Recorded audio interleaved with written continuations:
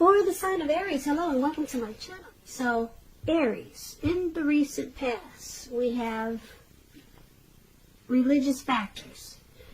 And this card says your love life is influenced by your religious upbringing and spiritual path. And religious factors is paired with valor. And on the flip side, it says be courageous.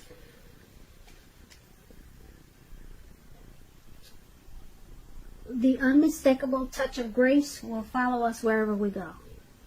So in the recent past, for some of you Aries, you have to be strong, you have to be courageous, because you kind of like walked a different path than your peers, or maybe a lot of people that you hung around, or you're just on a different path. You were more spiritually grounded than a lot of people that you knew. Your religious, it played a large part in how you lived your life and your dating and your love life. So there were things that you could and could not do, or things that you tried to stay away from because you had boundaries. You had, you wanted to follow your spiritual, you wanted to stay on your spiritual track, put it that way. You didn't want to fall off of your religious beliefs maybe, so you had boundaries.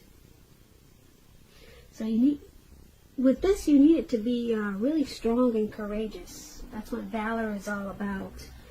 And as long as you knew that you kept that strength, the touch of grace would have followed you wherever you went. So valor and religious factors, they played a large part in the recent past for a lot of you Aries. So I'm picking up that we have a lot of spiritual, probably religious people listening in today, which is good. So that's for the recent past for some of you Aries. Now let's move on over. Why don't we take a look at the present time? We have the Lovers card, and we also have the Queen of Swords. Now the Lovers card, it's associated with the astrological side of Gemini, the twins. It's possible when this card appears in a reading, as it is, that you'll be feeling really ambivalent about a relationship or a situation in your life towards the end of March. It could be that your heart is telling you one thing and your head is telling you another. Basically, when you get the Lovers card, the thing to do within your bounds and morality is to follow your heart. Some people say that there are only two modes that any of us operate under at a time, and that's either fear or love. So it's showing that when you get the Lovers card, it's safe to choose love. When the Lovers card talks about love and relationships, it usually means this is the time that is likely to bring love in big, bold, capital letters to the center stage of your life. This is either a new relationship, or it could be a powerful return, rebonding of an ex, of an old one. Either way, you're going to be really happy about how romance is going, and others will notice that you're glowing. This is serious stuff when you get the Lovers card. It could mean in a new relationship where you're meeting each other's family and talking about forever. Again, remember to share your joy around those who need it. Life is going to feel really blissful to you towards the end of March. Could be towards beginning of April. But the Lovers card is it's a very beautiful, beautiful experience. It's paired with the Queen of Swords. Now the Queen of Swords, it can point to a woman in your life. This can be a woman, she's not to be trifled with. She carries her sword really strong and proud. Just like you see in the picture. This person, she could have hair on the dark end of the spectrum, dark hair, dark eyes, but it could go either way. And keep in mind, if this is not a person coming towards you or a person in your life, it's pointing to you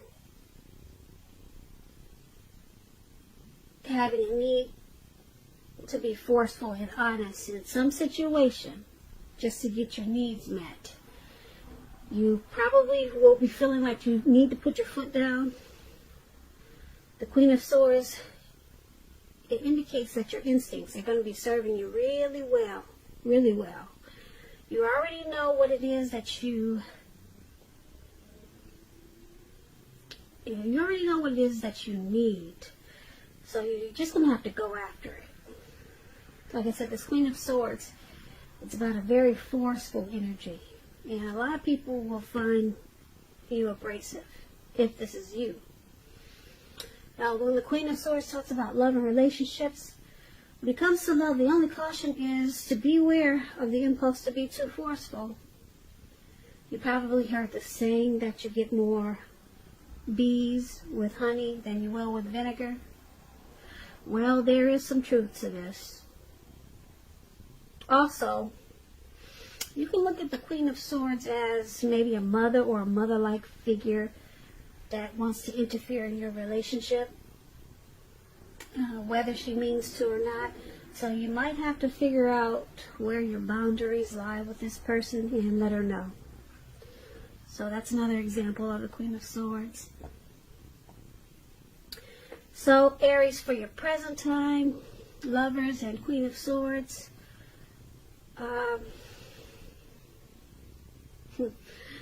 you got a great love that's coming up, or you're in a relationship and it's just going to start to feel really wonderful.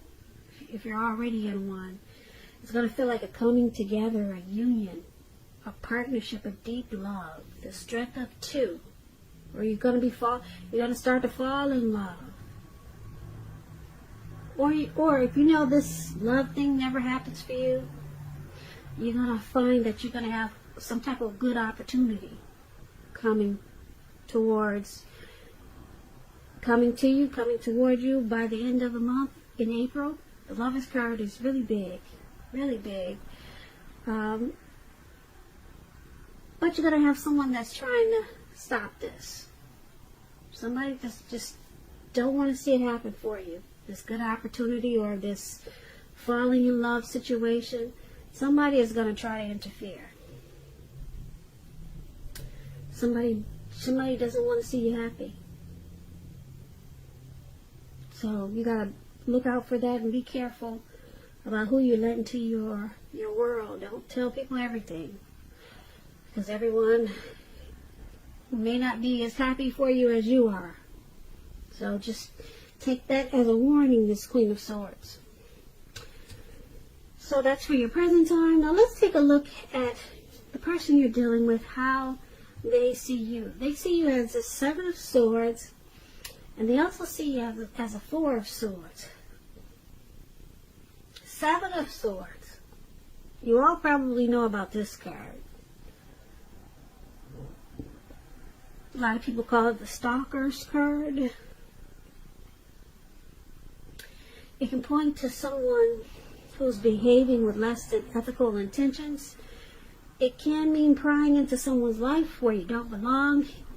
If you sense that someone is spying on you, Aries, you're probably right. And if you're tempted to dig through someone else's life, unless it's that of your minor child who is giving you cause for concern, you might want to resist the impulse. Because we all know that everyone deserves privacy. When the Seven of Swords talks about love and relationships, if you're committed, it's a clear message that trust is crucial. And if you're feeling suspicious for some reason about your partner, you're going to have to make a point to talk. Talk about it even if it's difficult. Because if you think being passive-aggressive works, just know it doesn't. It's only going to make things worse. And if there's some single Aries out there listening, and you get the Seven of Swords, and you're looking for love or a relationship, you could meet someone towards the end of this month. And this person will be very interesting. Very interesting. But you need to try to avoid appearing as though you're not interested in a relationship, because prospective suitors, they will move on to someone who's more engaging. So strive for balance. So this is how your person is seeing you, like the Seven of Swords. They see you as possibly using some type of strategy in this connection, being manipulative, maybe playing some type of game, playing games in this connection, possibly spying or stalking them. You wait until they go to bed at night and check their phones. Maybe they know you're doing this. Aries, is that you? Something sneaky, okay? That's how they see you. And they also see you as this Four of Swords. Now, the Four of Swords, when it comes to love and relationships, you're probably feeling disconnected. So just know that if you do start to feel this way, it's important to let your partner know what's going on inside. Just remember that your feelings, they're your own. So it's not necessarily their job to try to make you feel fabulous and great all the time. It may be that you simply need some time apart. So don't hesitate to take it. And if you're looking for love, now is probably not the time to push. You'd probably be better off getting very, very specific about exactly what you're looking for in a relationship. Because there will come a time when you will meet someone, and that time is probably not now. Not now with this Four of Swords. But there will come a day. So this is also how your person is seeing you, like this Four of Swords. They see that you need probably some type of rest and renewal after some type of struggle. Maybe you two had a fight, and now you feel like you want to withdraw. So maybe they found out you were using some type of manipulation, or they feel like there were too many games in this connection. They found out about it, or you found out about it, and someone needs some type of, someone wants to withdraw. It feels like they just need some type of break. But just remember, if they do withdraw or decide to, it's not permanent. Not with the Four of Swords, they're coming back. It's just like a retreat, just for renewal. And this is how they see you needing some type of rest after maybe a fight in this connection. And like I said, they do see you as possibly using some tactics. So there's some trust issues there. With the Seven of Swords brings trust issues. Now you need to, you need a break. They see you needing a break. Because something about you not really trusting this connection. So you've been using some type of game or strategy. So they see you, like I said, needing a break, wanting to withdraw. But it's not permanent. Not when you get the Four of Swords. So, once again, that's how they see you. Now let's take a look at how you see them. You see them as the Eight of Wands and the Hangman. Now the Eight of Wands, a lot of things could be up in the air. Could be up in the air, okay? And you're going to probably feel frustrated, tired of waiting. But when you get the Eight of Wands, it's an indicator that you're going to have to be patient a while longer. You may already have done all that you can do. Decisions now must be made by other people. When you get this card in the reading, nothing seems to be moving ahead.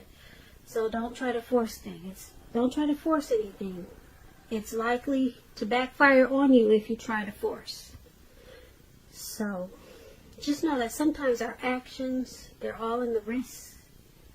And all you can do is put your best out there and see where it lands. You put your best out there, now you just have to wait.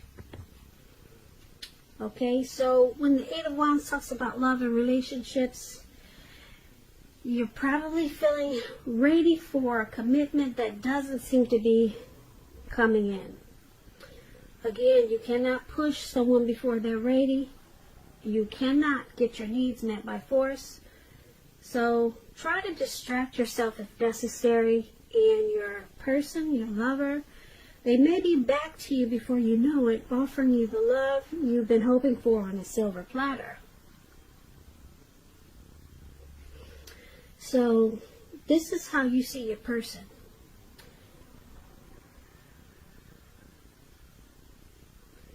You see that they may have something that they want to say or do really fast, but it's just not happening yet. You see them wanting to probably communicate, talk to you about something. There's something that they want out of this connection, but it's not happening fast enough. So you see them as just waiting for something to happen, but it's just not coming in as fast as they would like for it to. So you see them as impatiently waiting. That's the word. There, you see them as impatiently waiting for something. I don't know, maybe waiting for you to pop the question, waiting for you to come around to something. Who knows what it is? You would know that. But they're being really impatient, and they're tired of waiting, and that's how you see them. Now, you also see them as a hangman. Now, the hangman is about letting go. For example, letting go of an unattainable lover. It brings about the possibility that someone that you can be with will be there for you. But that's only one example. You may need to let go of a particular kind of relationship as being the only way you can be happy. And if you're in a relationship and you get this hangman, that relationship could be at a crossroads. And if you think the relationship is fabulous, you're going to need to make sure to find out where your partner's head is. Because the crossroads, like I said, the hangman is about being at a crossroads, kind of like with two options, in or out, up or down, yes or no. You could find yourself wanting to do something, but having no idea what it is or how to do it. So you may need to let go of attempts to control life situations, things, people. So this is how you also see your person, at a crossroads, needing to let go maybe of a particular vision that they have stuck in their head of how something should be or how this relationship should be. Let go of something. Maybe they need to let that go so that they're not confused. You see them as confused and just waiting on something to happen, and they're tired of waiting. So they're stuck in their head and they're frustrated of waiting. So this confusion is causing them to feel like they need to let something go, or keep it, or go in or out, up or down, yes or no. They're confused. You see them as confused. and they're just tired of waiting on something dealing with this connection. Once again, that's how you see them, this Eight of Wands and the Hangman. And let's talk about why it's happening. It's happening due to the Four of Cups and King of Swords. Now, the Four of Cups is about wishful thinking. It warns us to remember to pay attention to what is now, count your blessings we each currently experience, and not to worry too much about what could be. Because it's really easy to overlook what we already have in pursuit of what we don't have. So make sure that you remember, Aries, to count your blessings. Don't spend too much time in self-pity or wishing your life away, because a lot of life has to do with where we put our focus. So put your focus on things and people in your life that you have to be thankful for. When this Four of Cups talks about love and relationships, you just basically need to look really hard at yourself as to whether you're being realistic when it comes to love. So just ask yourself a lot of questions, basically, with the Four of Cups about the connection. And this is one of the reasons why it's happening. You or your person is doing a lot of wishful thinking. Kind of like forgetting to count your blessings in this connection. Maybe forgetting the good things and just focusing on the bad things that are in this connection. That's what somebody is doing. So that's why we got someone that's stuck in their head down there. They're forgetting about the good things and just, yeah. And it could be that's why they're waiting to get stuck out of their head. But it's not happening fast enough. And they're forgetting to remember the good things that are in this relationship. Yeah, so that's one of the reasons why it's happening. And it's also happening because of this King of Swords. And the King of Swords can mean, it's about a strong, forceful, opinionated man who could be part of this scenario. If this man is your partner, it means that you probably have to accept him as he is, whether he's a male or female. You best deal with this type of person by drawing on your feminine aspects of your nature. Pull out your feminine side. But make sure you don't put up with being mistreated. Because when you get the King of Swords, this is a type that can be stereotypically manly and overstepping his bounds. Yeah, the King of Swords, they consider this card the narcissist card.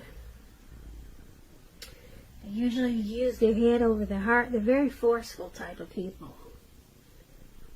So, this is another reason why it's happening. You got someone in this connection that's not being grateful for maybe the little things that are so sweet in this connection. And then you got someone that's probably a bit arrogant, very forceful. And so therefore you got someone stuck in their head with this hangman, and they're confused. And they're probably waiting for things to change, but it's just not happening fast enough. That's why you got the Eight of Wands in the air. And then they see you, Aries, as using some strategy, manipulation, maybe spying. And so that's causing this Four of Swords with the anxiety down there.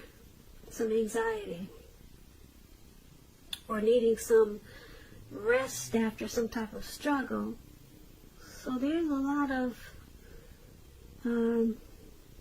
mixed feelings in this reading on both sides. Somebody's turned upside down, somebody's stalking, and somebody can't wait for things to change. It's just not happening fast enough. So, and then you got the narcissist here who's pretty arrogant. And somebody's just wishing, things have changed, but it's not happening fast enough. Well, for the present time, we did have the Lover's card, which is really, really beautiful.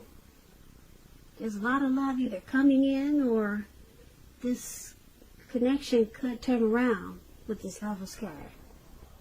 And you two will fall in love again, or it will feel like it towards April, or pretty soon, because the Lovers is powerful. So, but there's someone that's going to want to come in and stop it with this Queen of Swords, as we talk about. So you got a few things to look out for coming towards the end of March, Aries. I wish you luck with that. It sounds like a tug of war going on here. Thank God for the Lover's card there in the present time. Someone's bringing you a lot of love. A lot of love. A lot of love. A lot of love. A lot of love. A lot of love. A lot of love. A lot of love. A lot of love.